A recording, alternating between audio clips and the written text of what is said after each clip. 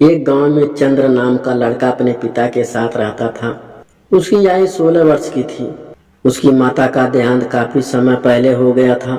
चंद्र के पिता ने दूसरा विवाह नहीं किया। ममता चंद्र को ममता नहीं दे पाएगी। पहली पत्नी की मृत्यु के कुछ वर्ष तक वे स्वयं ही चंद्र को पालते रहे, किंतु समय बीतने के साथ साथ उसकी शरीर कमजोर होता गया। चंद्र पर सारी जिम्मेदारी डालना ठीक नहीं था, इसीलिए वे दूसरे विवाह के लिए तैयार हो गए। गाँव वालों ने धूमधाम से उसका विवाह रचाया। चंद्र की नई माँ सुंदर तो थी, किंतु चंद्र से नफरत करती थी। वह अक्सर चंद्र के पिता से उसकी झूठी शिकायतें लगाती ताकि चंद्र की पिटाई हो। चंद्र के पिता जानते थे कि पर उसे टोकने की हिम्मत उनमें न थी। एक दिन उनकी पत्नी बोली, तुम चंद्र को किसी घने जंगल में छोड़ाओ। यह सुनकर वह कांप उठे। भला अपने पुत्र को जंगल में कैसे छोड़ाएं? यदि कोई जंगली जानवर उसे खा गया तो? वह विचार आते ही उनकी आंखों में आंसू आ गए।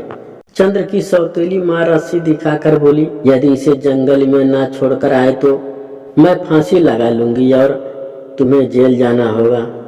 पिता ने सोचा कि चंद्र की किस्मत में जो लिखा है वह तो उसे भोगना ही पड़ेगा। हो सकता है इस घर से निकल जाने से ही भलाई हो।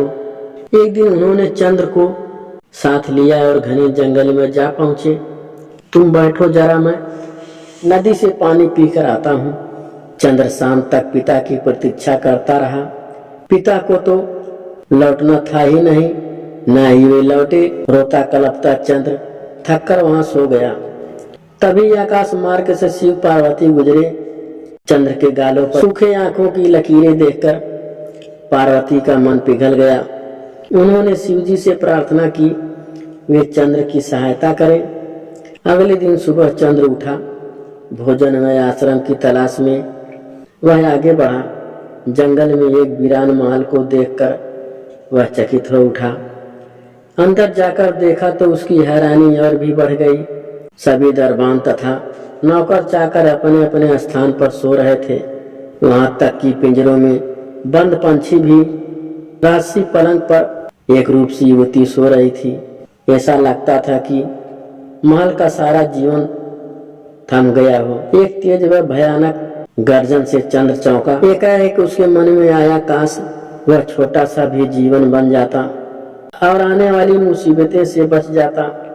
ज्यों ही उसने ऐसा सोचा, वह छोटे से जीव के रूप में बदल गया।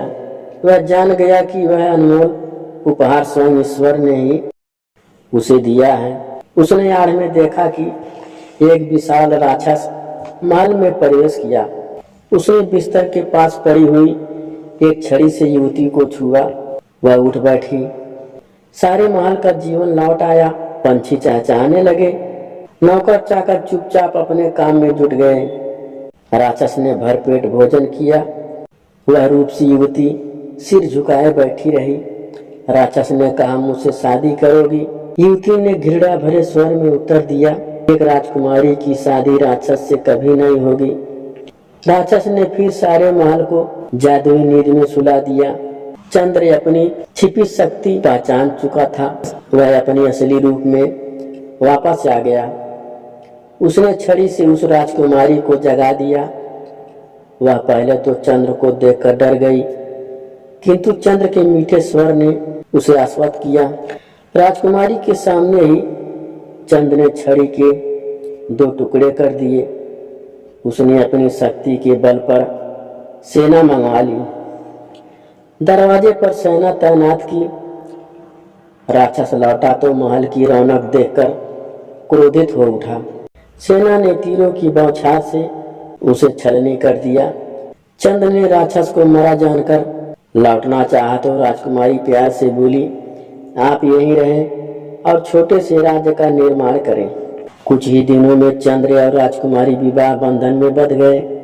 चंद्र की कुशलता से राज्य उन्नति करने लगा। इतना सब होने पर भी वह अपने माता पिता को भूला नहीं था। वह अपने पिता के पास गया। पिता उससे मिलते ही लिपट कर रो दिए। विमातापनी करने पर पछता रही थी। चंद्र ने उनके चरण स्पर्श किए और बोला, माँ मैं तुम्हारा बेटा हूँ।